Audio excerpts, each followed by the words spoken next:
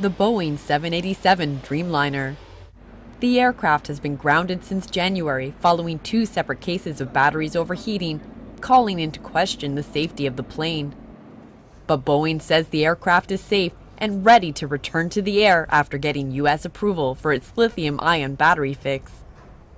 Company representatives say the reinforced batteries have solved the problem, even though the root cause of the overheating issue wasn't discovered.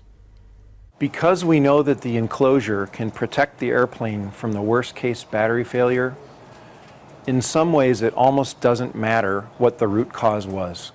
Japan has already approved Dreamliner flights to resume operations as long as the planes boast the new reinforced batteries.